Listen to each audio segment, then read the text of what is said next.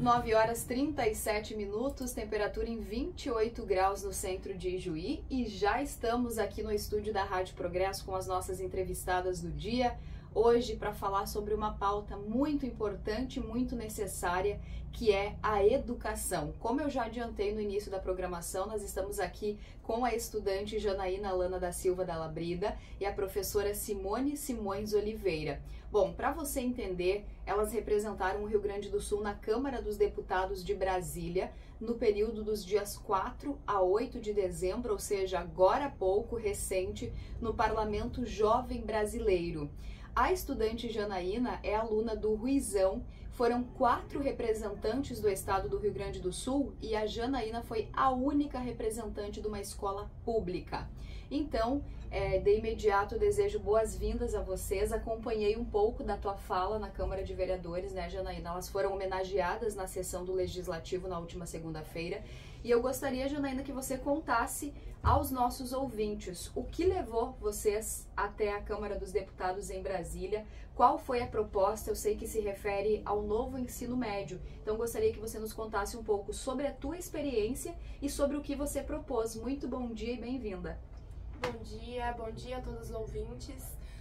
Então é um prazer, né, ter sido convidada para estar aqui falando com todos. E um pouco sobre o que me foi questionado, né, o tema do Parlamento Jovem Brasileiro foi a educação que queremos. A partir disso, a gente teve um curso onde tivemos espaço para pesquisar políticas públicas, fazer pesquisas com os colegas, com professores, com o público em geral. A partir dessa pesquisa, chegamos a um questionamento comum, que seria: para que o ensino médio nos forma? O ensino médio não tem um objetivo claro. E em cima disso, eu fiz o meu projeto Desenvolvi, onde eu apontei que o ensino médio não forma adequadamente nem para o mercado de trabalho e nem para a gente prestar um vestibular, um Enem, para posteriormente estar fazendo o ensino superior. Então, de acordo disso, houve uma insatisfação enorme entre os estudantes. E isso me levou a, de certa forma, ter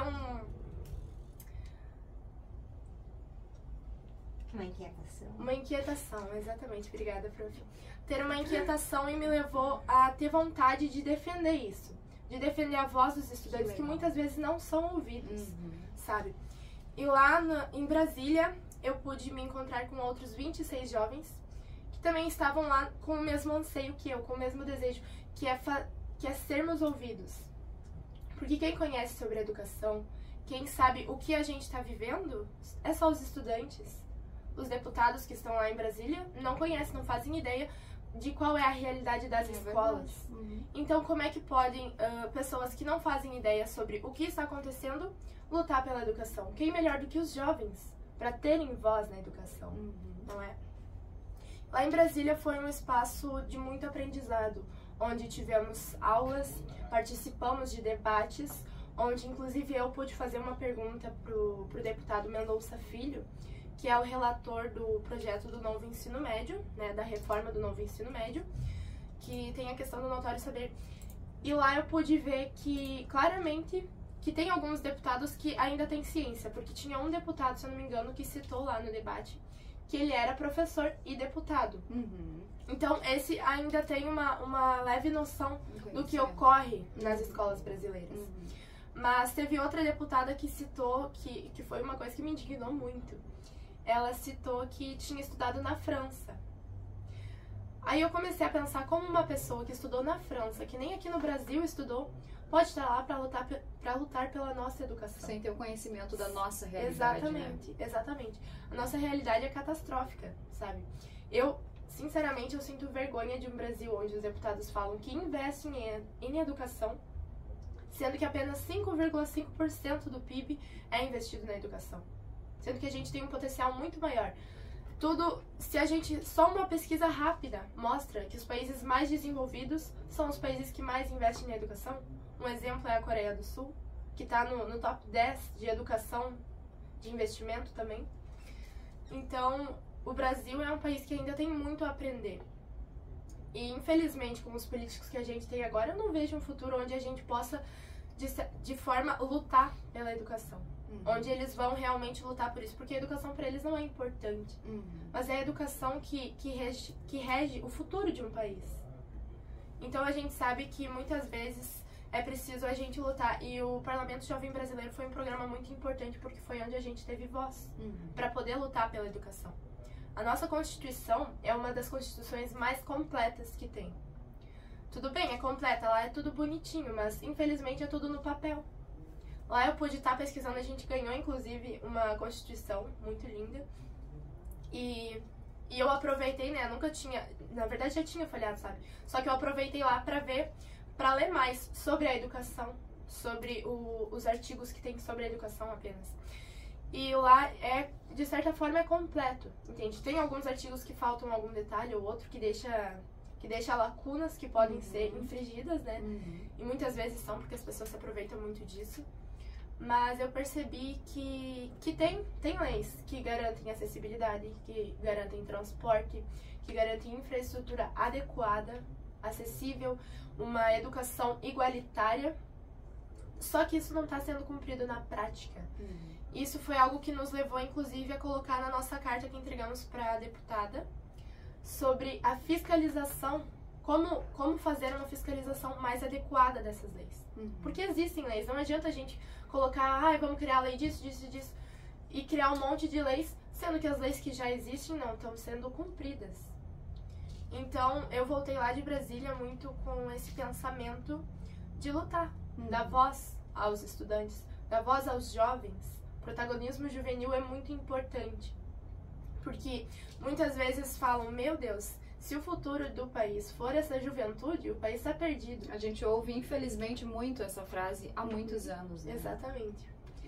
Porém, lá em Brasília eu pude ver, onde eu tive contato com um pouquinho de cada estado, um pouquinho de cada cultura, onde todos os meus companheiros, né, deputados, ressaltaram muito o sotaque, né, falando que o sotaque gaúcho era muito bonito.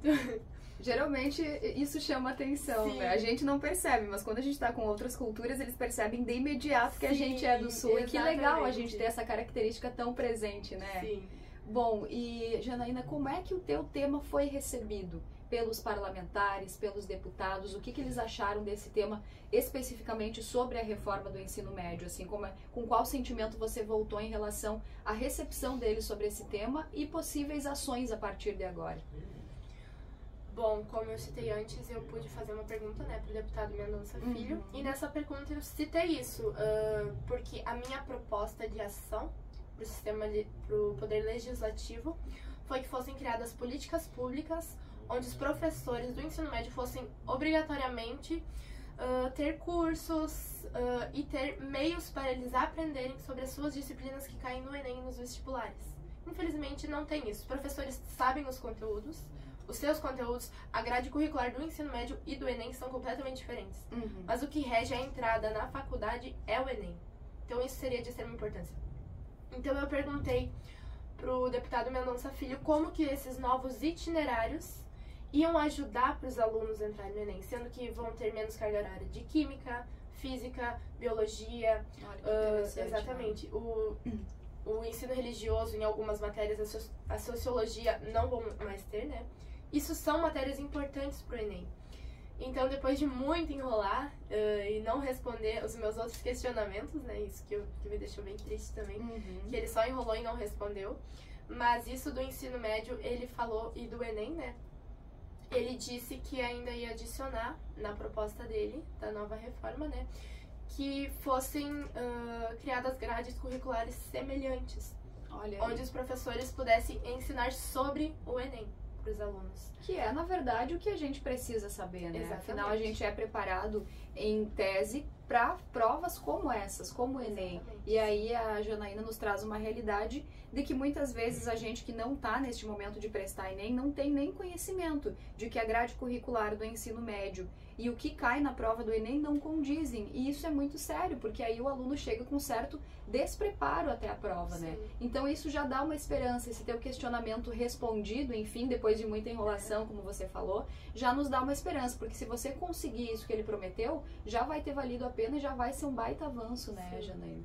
Bom, e aqui com a gente uma peça muito importante e fundamental para que tudo isso acontecesse, que é a professora e orientadora Simone Simões Oliveira. Então, professora, te agradeço também pela disponibilidade, eu sei que o tempo está bem corrido. Gostaria que você nos contasse um pouco sobre como foi orientar, como foi essa experiência de orientar uma aluna como a Janaína e como que vocês principalmente chegaram à escolha deste tema, por que a escolha deste tema em específico. Muito bom dia, professora.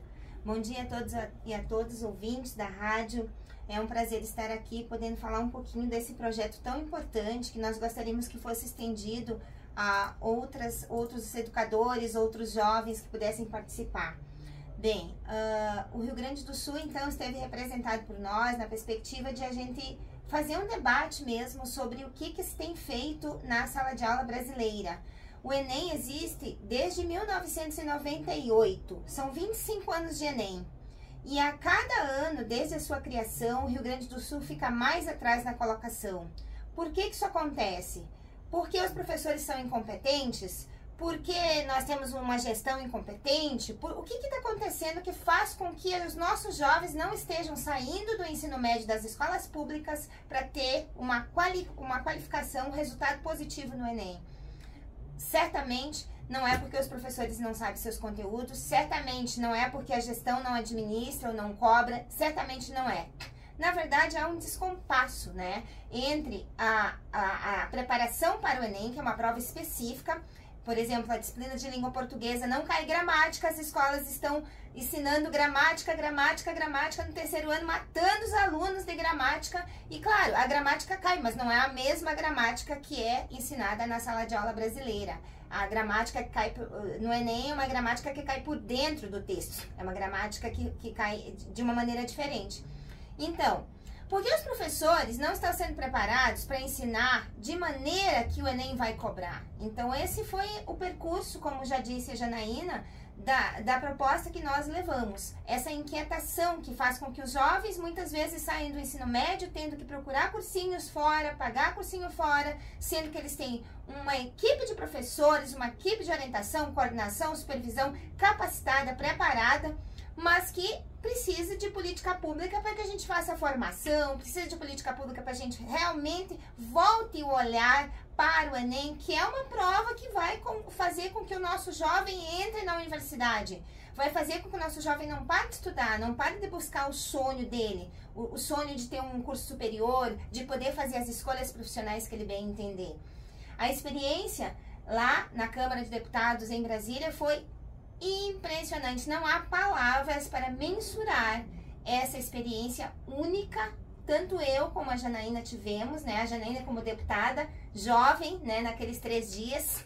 Eu me sinto muito orgulhosa de ter orientado, acompanhado o trabalho dela desde o início, né? A gente sabe a diferença que isso causa. Nem eu nem ela somos as mesmas pessoas, né? Mesmo que eu tenha tanta experiência, tanta vivência, eu não sou a mesma professora que foi a Brasília, a Janaína não é a mesma aluna que foi a Brasília, porque o aprendizado que nós tivemos lá foi único. Nós podemos sentar cara a cara, né? Ela, principalmente ela, poder ter a voz de conversar com os deputados, de inquirir, de questionar, de participar de forma ativa. Isso é protagonismo juvenil. É isso que a gente espera que a gente consiga fazer, porque é desafiador para nós, professores, que viemos de uma formação em que nós usávamos o quadro e o giz e éramos autoridade absoluta na sala de aula. Nós não somos mais autoridades absolutas na sala de aula. Há muitos saberes que estão na internet e os alunos não precisam de nós para acessar. Nós não somos autoridade. Nós como educadores precisamos entender que a educação se faz de lá e se faz de cá. E que a gente ensina para o aluno tanto quanto a gente também aprende com ele. E que a educação precisa ser uma parceria entre professor e educador. Precisa ser uma jornada em que o professor pega na mão do aluno e diz: eu estou aqui também para aprender. Eu sou o mediador do conhecimento. Eu sou aquele que estudou para estar aqui. Mas isso não significa que eu não possa aprender com você, e tanto quanto eu tenho para aprender com você. E assim precisa ser feita a educação. Porque a internet está aí para nos auxiliar, a inteligência artificial está aí para nos auxiliar, a gente não tem mais como negligenciar isso, ignorar isso, né? E assim a gente pode fazer uma educação transformadora, em que os jovens possam realmente ser protagonistas das suas histórias. Não desistam, não abandonem os estudos no ensino médio, achando que o ensino médio é suficiente para a sua formação. Nós sabemos que não é. Eu sou professora, eu continuo estudando, eu continuo fazendo cursos de formação, eu continuo me especializando, porque nós somos seres inacabados. Paulo Freire já dizia, nós somos seres inacabados, nós precisamos estudar sempre, aprender com o outro, aprender com os diferentes, como a Janaína disse, da mesma forma que ela teve a oportunidade incrível de contatar os jovens de todos os estados brasileiros. Eu, como educadora, tive a mesma oportunidade de conversar com a minha colega do Ceará e saber como é que o Ceará faz educação pública, né? Saber como é que outros estados do Ceará hoje é o primeiro colocado no Enem, né? Um estado do Nordeste que foi muitas vezes tão criticado, tão condenado, né? Fizemos bullying com o Nordeste, né? Muitas vezes o Nordeste hoje é ponta no Enem. O que eles fazem que a gente não conseguiu fazer, que a gente não está conseguindo fazer? A gente não consegue fazer? Com certeza nós conseguimos fazer isso e muito mais. Precisa saber. Primeiro, a educação tem que passar pelo amor. A gente não tem como dar aula e trabalhar na educação se a gente não ama. E se a gente ama, a gente tem muita coisa a fazer. E a gente tem muitas pessoas muito preparadas para dar aula, que amam o que fazem. Professores, gestores, profissionais da educação, que têm amor incrível. O que precisa é política pública para apoiar, para que a gente possa realmente se ressignificar e contribuir com a formação desses jovens. Bom, muito obrigada pelas palavras, né? Eu acho que esse discurso, esse debate, esse tema é muito necessário. Então eu te agradeço, parabenizo pelo olhar de vocês duas, né? De levar esse tema e principalmente por você enquanto representante de uma escola pública. Eu acho que isso merece ser ressaltado, né, Janaína? Porque dentre as 4 representantes do estado, a Janaína é a única de escola pública. Então eu acho que isso fala muito sobre o ensino nas nossas escolas públicas também. Então parabéns para vocês duas. Tenho certeza que esse debate e o nome da Janaína a gente ainda vai ouvir muito, hein? A gente ainda vai falar. Esperamos que sim. A gente ainda vai falar muito, né? Então, muito obrigada. Em razão do tempo, a gente vai ficando por aqui. Agora 9h54, temperatura em 28 graus. Vamos aos comerciais, já voltamos.